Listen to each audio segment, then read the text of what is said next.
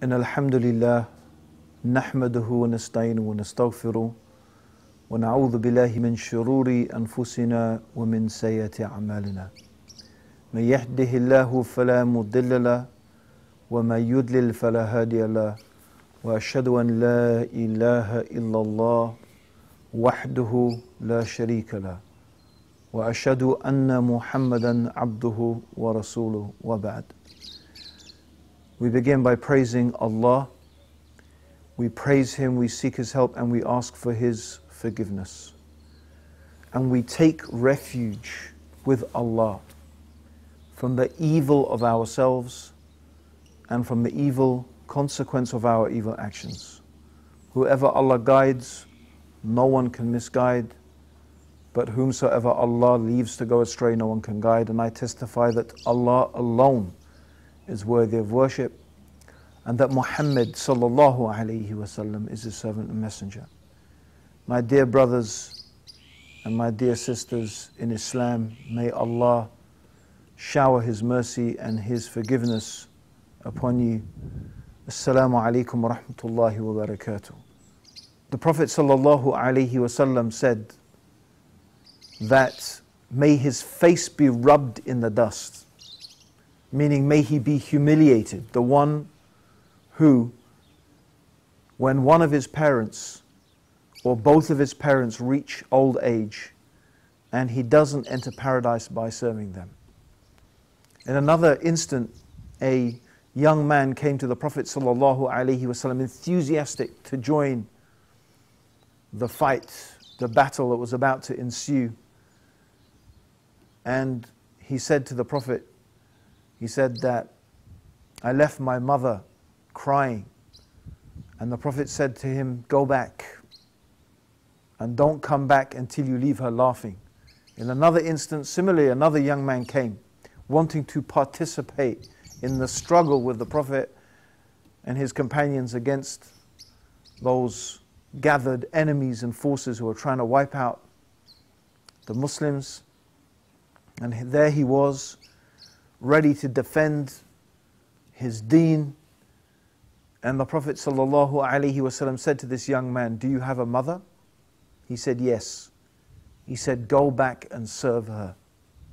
That is better for you.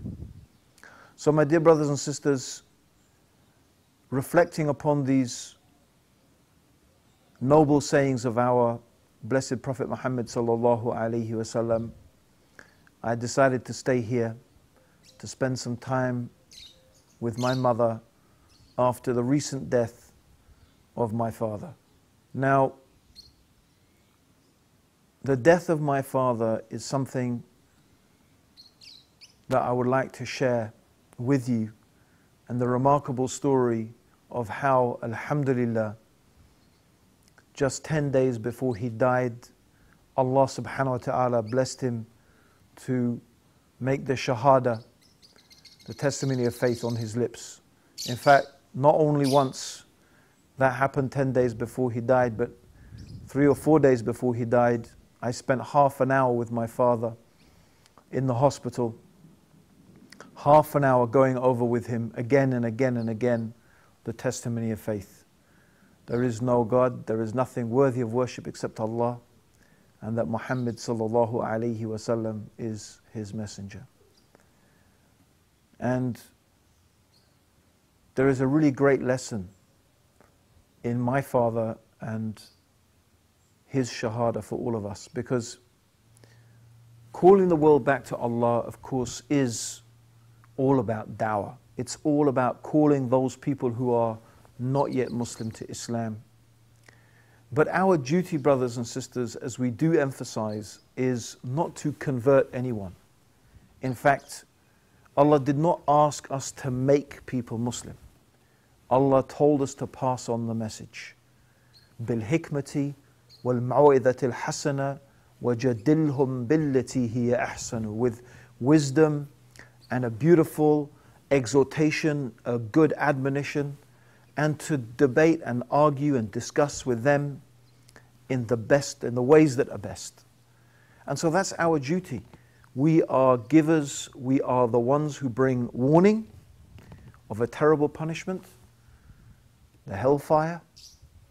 And indeed, not only is the punishment consigned to the next life, there is in reality a punishment and humiliation in this life as well for those who reject Allah. And our duty is to warn people about that reality. But our duty is also to bring the good news, bashiran, the good news, my brothers and sisters, of the beauty of Islam, the peace, the tranquility, the happiness, the joy that Islam brings to the heart, and of course the delight and the beauty of paradise that is waiting for those who follow Allah's guidance and accept His ways. So our duty is to convey the message, to pass the message, to explain to the people in the best way that we can. Guidance is in the hands of Allah subhanahu wa ta'ala. Allah is the one who guides. He guides whom He wills, and He knows best who is worthy of guidance. I'll be honest with you, brothers and sisters. I really never thought that my father would take Shahaada. I mean, for me, my father was a fantastic man. I have to say, he as a father, he was amazing. Anyone who met him, he was a real outstanding personality, and no one could describe him as a bad person or a particularly saintly person.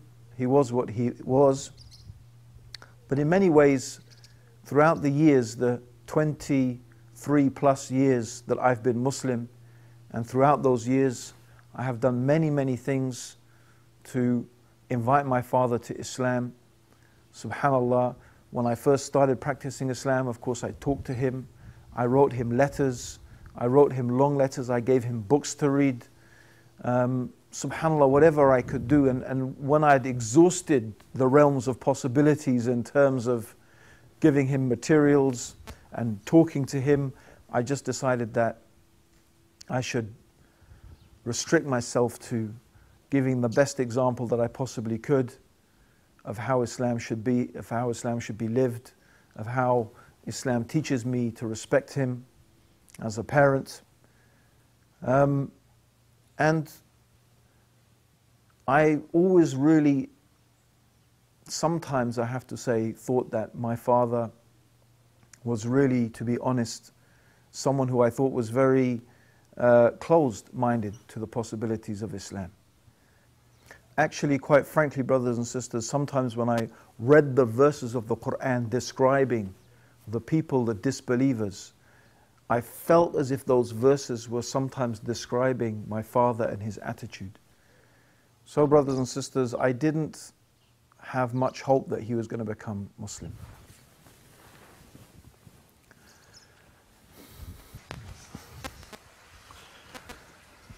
Now, my father had been very ill for a couple of years, and there were quite a few times when me and my mum really thought that he wasn't going to make it. And as it happened, a few weeks ago, when I came from England, I arrived in the hospital and went to see my dad, and I really looked at him and I thought, you know what, it really looks as if he could die tonight. I mean, he was looking really rough. And I really thought to myself, you know what, if I don't say something, I'm never gonna forgive myself. I know that I've tried, I've given him dawah, I've given him books to read, I've tried everything, but I have to make this one last effort. And I had spent a long time thinking about what I could say, how I could say it, what was the right way to approach him. He was already very ill, so I didn't want to distress him. I didn't want to make him more upset. And of course, to be honest, I was also afraid that he might say no, he might reject my invitation, reject my offer. And then I was even worried that if he did say the Shahaada and he did enter into Islam, then what if he got better and he came home and recovered and became even maybe more arrogant against Islam? That was even more scary. So it's really, brothers and sisters, a very, very difficult thing. Anybody who is a convert to Islam, who has parents who are not yet Muslim, they can relate exactly to this dilemma, to this difficulty that I was going through. And this was all compounded even more by the fact that my father was not well. Brothers and sisters, never underestimate the power of dua, because it was then when I was almost at a loss. I didn't know, I couldn't rely upon my own intellect, my own strength. It was something I just needed the help from Allah subhanahu wa ta'ala, and I just asked Allah, please, Allah, find me a way to find something to say to my father. And so, as he was lying there, I said to him, Dad, I've got something really important to tell you. Are you listening? Now, my dad really couldn't speak very much, and he just nodded his head. And I said, there's something I have to say. If I don't say it, I'm going to regret it. And then I told him that on the Day of Judgment, a man will come in front of Allah. And this man will have scrolls of evil deeds as far as the eye can see in each direction. And Allah will say to him, you have something that outweighs all of that. And the man will say, what is that, my Lord? And Allah will say to him, you have this piece of paper here, and on it is written a statement that you made. There is no God except Allah, and Muhammad is his messenger. I said, so Dad, this is the key to paradise. This is the success in the life to come. What do you think? And he nodded his head. I said, does that mean you want to say those words? And my dad said yes. Together, he said with me the words, there is no God except Allah, Muhammad is his messenger. Ashhadu an la ilaha illallah wa ashhadu anna Muhammadan Rasulullah. Now, the truth is, brothers and sisters, I had to leave at that time because the hospital has quite strict visiting times. And I was very confused. I should have been really happy and elated, and I was in one way, but in another way I was really confused, because I was almost expecting him to take the Shahaada and then that would be his, last breath. But subhanAllah, I left and I was thinking, what if he gets better and he comes home and he doesn't follow up with Islam? And so as it happened, well, that's it. I just left it at that. I didn't really tell anybody about it. I just sort of kept it to myself. I was really happy. He'd said the Shahada. He seemed to be genuine. He seemed to be sincere. But, I visited him the next day and he didn't remember. And that's how he was. He would not really remember anything from one day to the next, or even really from 1 minute to the next. But subhanAllah, that was not the end of it, because 3-4 days before he died, I was leaving Portugal to go back to England for the new Muslim retreat that I-ERA holds.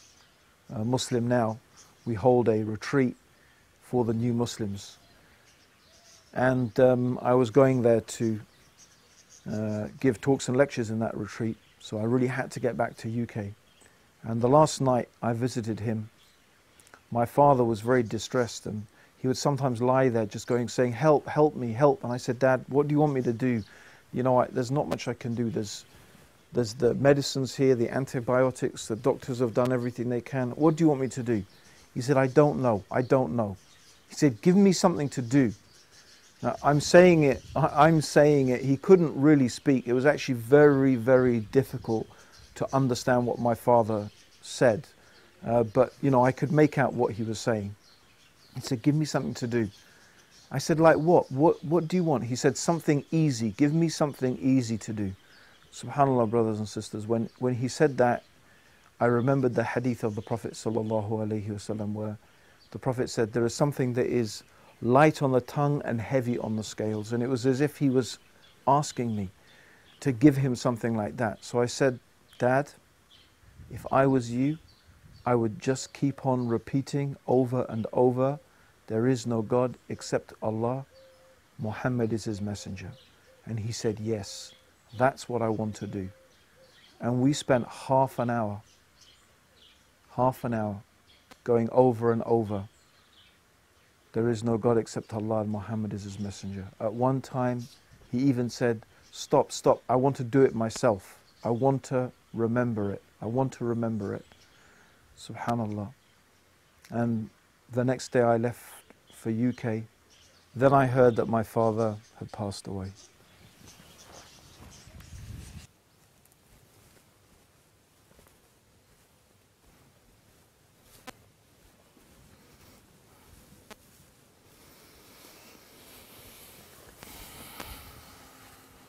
Right now, brothers and sisters, I'd like us all to reflect deeply upon the lessons from the story of my father. And for me, the lesson that I have learned and that I would like to pass on to you is really about patience and perseverance. Many times, brothers and sisters, and even what we teach in I-ERA in our one-day Dawah training courses is often very much based upon the idea that we have a conversation with someone and we try to get them to take Shahaada right there on the spot. And of course that's fantastic if we can do that, but sometimes the process is a long process. Sometimes it takes years and years. Sometimes you're facing someone who seems to be sometimes the very epitome of kufr, the very description of a disbeliever that you come across in the Quran. Yet, subhanallah, Allah can change the hearts. And often our job, brothers and sisters, is to plant the seeds. And it may seem right now to many of you that you live in a hostile environment, that you're surrounded by people, by a society that have a very negative perception of Islam. And it seems so hard to get the message of Islam across to them. But brothers and sisters, you need to have patience. You need to persevere. You need to realize and understand that honestly, if Allah can guide my father to Islam and he can die with the testimony of faith on his lips, it's possible for anybody to become Muslim. We should always have hope. We should always have that hope and that care and that concern for our fellow human beings, that they are guided to this beautiful, beautiful religion of Islam. And that's what I-ERA is here to help you do, to help you give dawah, to help you talk to people, engage with people, communicate to them, pass on this message of Islam. That is at the baseline, the bottom line, that is our duty, that's our obligation, that's the minimum that we should try to do, my brothers and sisters. Remember Prophet Nuh alayhi salam, for 950 years he called his people to Islam. And most certainly Allah swore by time, wal asr, innal insana lafi khusr, illa alladhina amanu wa amilu salihati wa tawasaw bil haqqi wa tawasaw bis sabr, that verily by time all of mankind is in a state of loss, except those who believe and do righteous deeds and help each other. They join together. وَتَوَاصَوْا بِالْحَقِّ. They join together in the teaching of truth and they support each other in patience. That's the recipe for true success, brothers and sisters. And I ask Allah that He gives me and that He gives all of you and all of us success in this dunya and success in the akhirah. Assalamu alaikum wa rahmatullahi wa barakatuh. La ilaha il Allah Muhammad Rasulullah. There is no God except Allah.